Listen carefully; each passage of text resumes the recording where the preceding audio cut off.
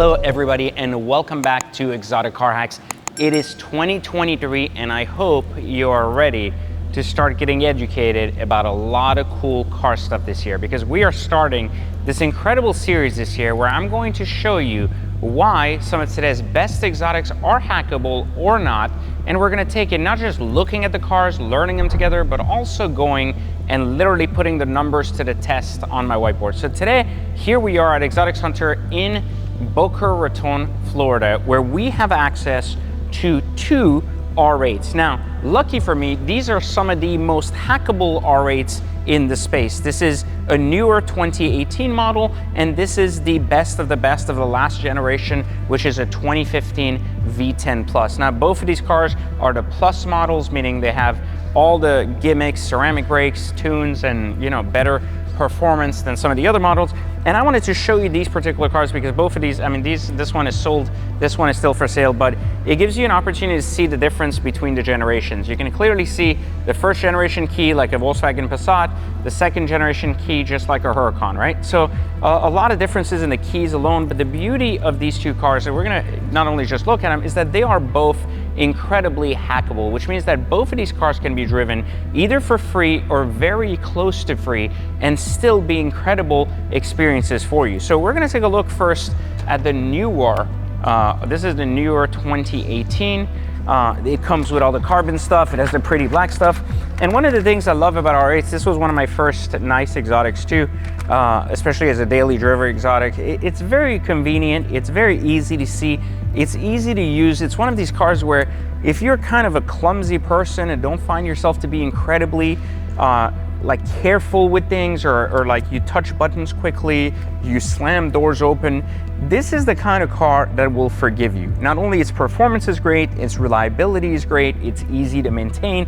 Look at how much headroom there is even in a convertible. It just works so well as a usable car. Even if you're a taller person, you may not fit in a Huracan, but you have more room in the R8, you have more comforts, more luxuries, like you have better tech.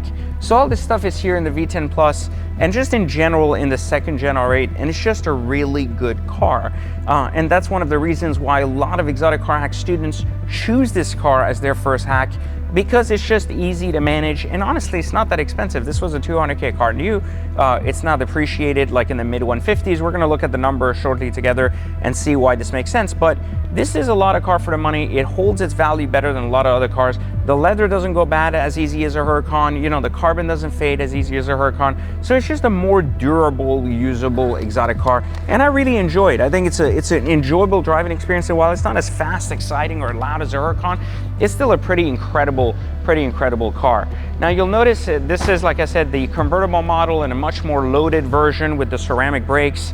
You'll also see a lot of carbon pieces here, etc. Again, part of the Plus model, but generically you can still buy these Plus or non-Plus and they're still fantastic cars. Now all these new generations no longer come in a V8, but these older ones do. Now this is a 15, like I said, this is the last year they actually built this particular car, and I think, now one of my first R8 actually was one of these. It was a 2008, but these cars, I think, I know it's gonna sound really weird, I think they're equally, if not more beautiful than these new ones. Now, they're not as cool, I get it, it's older, whatever, but I think they have a lot more charm and they're a lot more exciting for the R8 brand, because that's a very rebranded Huracan. This isn't really a Gallardo, and if you spend time with this car, you'll actually enjoy it a lot. Now, this is the Plus model again, so you still get the ceramics, the better wheels, you get these new slats here, you get the carbon in the front. Of course, the carbon blades are on the Plus on optional, they're there, you get the carbon engine, so you get all this stuff. And we're gonna look, and in this particular case, you're getting this goldish black diamond black option. I think this is a one-of-one car, meaning it was the only 15 ever made with this rare paint color. So we're gonna open it and see the inside, because this gives us a good gauge of the coupe as well. This also has all the carbon bits inside. But I want you to see something again, a lot of headroom. Like a lot. I'm 5'7", so a lot of headroom, very easy to drive. This has the dual clutch transmission, so the paddles can be used. Now, historically, these paddles are crap because they're very tiny. So one of the benefits of this particular car is that you can have long paddles, the extended paddles you can buy online for like $30. They literally glue back and they give you that feeling that you have larger, nicer carbon paddles. The entertainment system, still up to date, because remember, most exotics are behind 10 years. Audi was a more usable exotic, so it had all the tech for its years.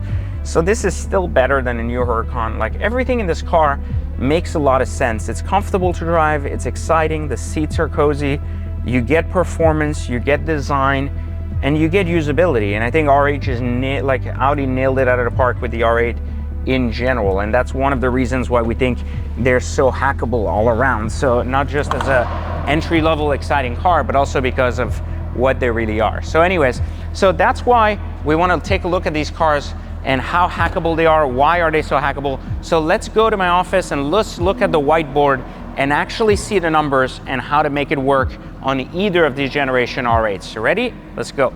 All right, so we are back now looking at the numbers. So the R8 V10, a beautiful car. We've taken a look at a gorgeous, gorgeous end of generation, first gen, and then of course the newer one. You saw the differences, you saw how incredibly pretty they were. Okay, now we're taking a look at the numbers. How do they make sense? So what are some things we need to know about the R8 V10 in order to be able to hack it? How hackable is it? What should we know? So we're gonna start this a little bit different. We're gonna talk about the years for those of you that don't know. So the majority of these cars, basically for the V10s, started in 2010. They went till about 2013. Well, they didn't really have a 13. They had a 12 GT. Let me take that back real quick.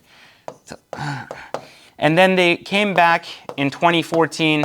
They followed to 2015, and that gave them basically, this is the facelift year, which was a very decent R8 with a dual clutch transmission, a lot of new bumpers and new headlights, taillights, a very updated product from the original car that originally came out in 08 as a V8 and then had variations. 14 and 15, there's a lot more pluses on the market as well. And in 15, even a competition model, super limited, like kind of the Performante model, they do it. Now in 12, they had a really nice model called the GT, a very unique, specific car done for that year, just a few units of it.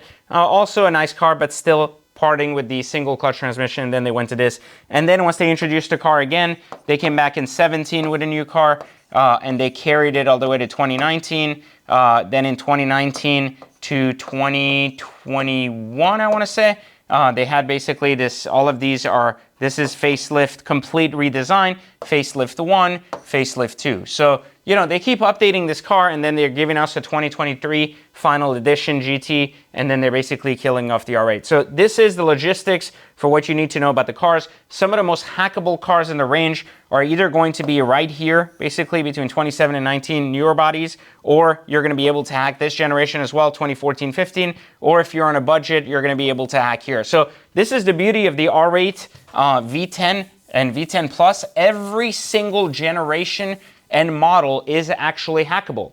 And as long as it follows the basic hack principle that we teach here at Exotic Car Hacks, again, if you don't know what those are, or if what hacking is, you can click the description, take the free training, or if you want to actually join Exotic Car Hacks and learn how you can actually drive cars like these without losing any money, and in many cases, get your exotic in the next 90 days without having to worry about your credit, huge down payments, high insurance payments, or anything else, click the link and join our community and learn how to do this.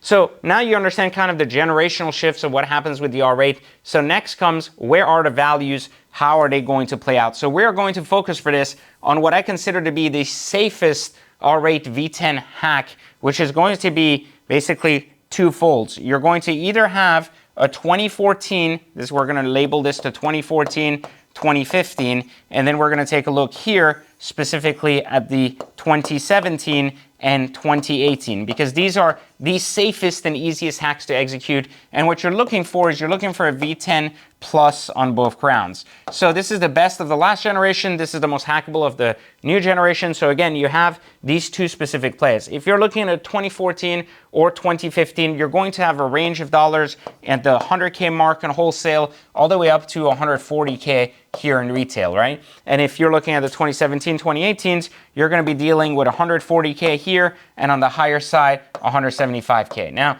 here's some things to understand. People are going to say, well, I'm a wholesaler and I know I can buy one of these for like 80 grand. Okay, If you're a wholesaler, it has nothing to do with what we do here at Exotic Car Hacks. We don't teach people how to buy garbage cars that are completely messed up without looking at them, taking them on an auction and hoping to make $5 grand. No offense to you, but there's a reason I'm incredibly rich and you're not, and that reason is because I know how to do math and I actually understand cars. Two things that a wholesaler doesn't do. And in addition to that, also to add to that, I put my own money in the game. That's why I personally have a $15 million plus car collection, and you don't. Keep that in mind. So let's go here into this very basic thing. Again, 100 to 140K right here.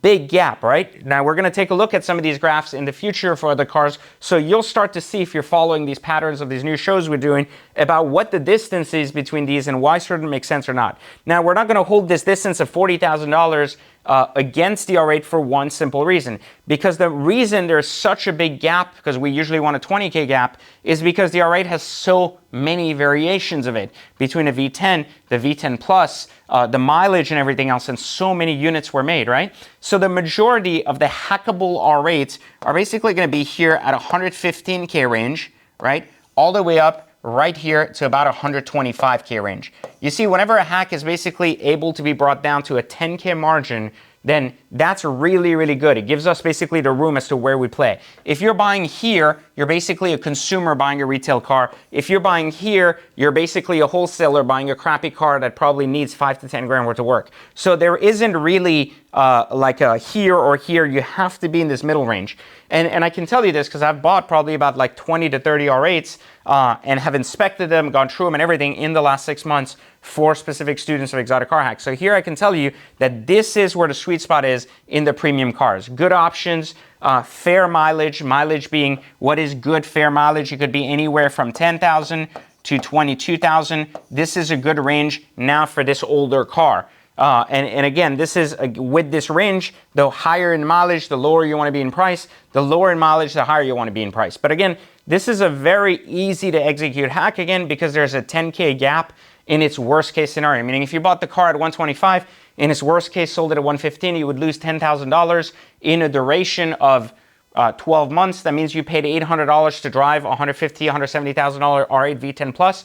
I'd say that's pretty good. Most people drive a base model SUV for that kind of dollar. Now, so this is for the older variation of the car. The newer variation of the car is going to be a little bit different. The majority of clean, nice R8s are going to be around 150 with the right miles, and they're going to be right here at 160 for, again, lower miles. And you also have variations between these two, and one of the reasons why, again, this gap is so much larger is because you have coupes versus convertibles.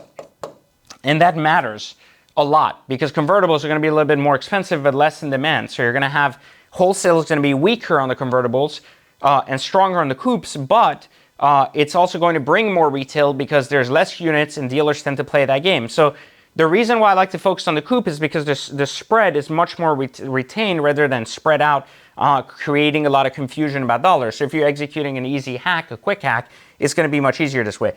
Again, once we narrow these values to just a 10K gap, it becomes very easy. Now, since we have a newer car here, the mileage is going to be a little bit different. You're going to want to focus the majority of your miles between 10 to 15,000 miles. That's where you're going to be if you're buying a 17 or 18, giving you an easy way to add 3 to 4, maybe even 5,000 free miles on the car while still maintaining a $10,000 gap. Now, how does this work? Like, why specifically this $10,000? Well, the simpler part of it is to understand that by adding the miles, you're buying a car that basically is in the lower mileage category where it should be for the dollar, but in a higher pristine condition with the right option, it's going to be harder to find. So when you go sell it, you're not going to compete with 600 listings or have to take your car to a wholesaler to get top money. Instead, again, you're going to be in that sweet spot right in the middle where someone else sees the value of a quality, clean, exotic on the used market and is able to buy it from you. They don't have to also be a hacker. They can just be a regular retail customer, and they're going to be used to basically buying here between these numbers because that's how dealers market their cars. By you being kind of that middle person between the wholesaler and the dealer, getting the quality car without getting through all the headaches and issues of buying wholesale, and also being able to then create a really good, clean retail condition for your next buyer, you have the ability to drive this car basically free for 12 months. So this is why the numbers work on the R8 V10 Plus on both the end of last generation and of course the newer generation. There's always a price play. You can always buy a 2010 R8 V10 Plus with 30,000 miles for 75 grand, drive it around. That's what we call a wholesale model. It has nothing to do with the hacking model. And let me give you a very clear 1 second description between the two. A wholesale model doesn't take into account the driving experience of the owner for 12 months.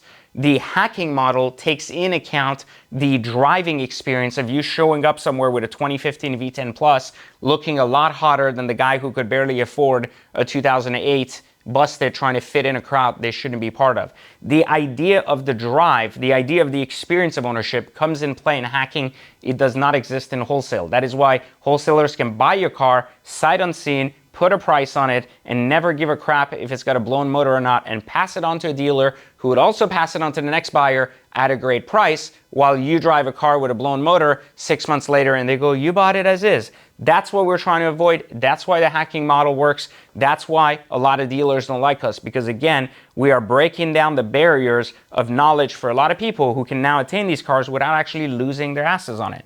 And that makes a big difference. So basically, now you know everything about the years, you know everything about the values. So let's talk real quick about what typically goes wrong on an R8 V10 Plus.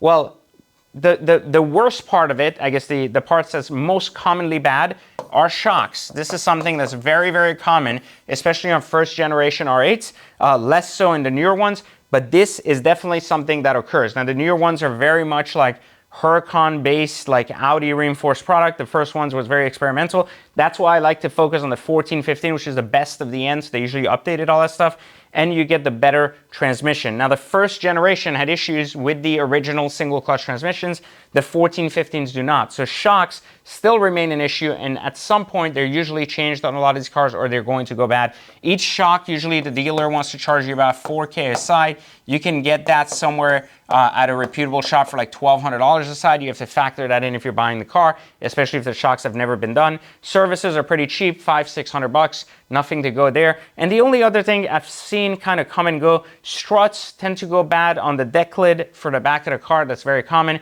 The wing motor failure is very common as well. Like if you don't have a fixed wing and you have the little wing that comes up and down, that's something that can also cause a little bit of an issue and is also common. Now, the only other thing I would say, if you're not buying a 14, 15 and you're buying an older one, you're gonna really, really wanna check and have a clean look under for like the water pump and some other seepage and leaks from valve covers. This is something very common on all exotics, but with the newer ones, I feel like that's why, again, you're focusing on a 14, 15 or 17, 18, because you're getting the best value from the experience of ownership, the lack of having to worry about kind of a failed product. No different than if we're looking at a Gallardo. I would say don't buy an 04, don't buy an 05. Buy a car that is unlikely to break and cause you heartache and issues. And a lot of these cars, if handled properly, almost are bulletproof. So the R8 V10 Plus is an incredible hack. It has been executed over 100 times for our students, in and out, barely losing any money, at the most 5-7K after a 1-year ownership period. That is ridiculously low. That means people are driving R8s out there for as little as $300 to $400 a month, and that is something you cannot ignore or you cannot not do, especially if you don't own an exotic car today. It is the easiest entry point into the exotic car game and an incredible opportunity as long as you learn the game and how it works. So click the link in the description and make sure you take the training, join Exotic Car Hacks, and of course, before anything else, leave me a comment. A like if you like me, or you can leave me a thumbs down. I think they took it down for some of you guys that are haters out there, but everyone else that, if you like the video, want to see more like it, put in the comment what cars you'd like me to do this with. If they are hackable, I'm happy to help with that. And otherwise, maybe, be nice for once. Give me a like, subscribe, and I'll see you in the next video for Exotic Car Hacks.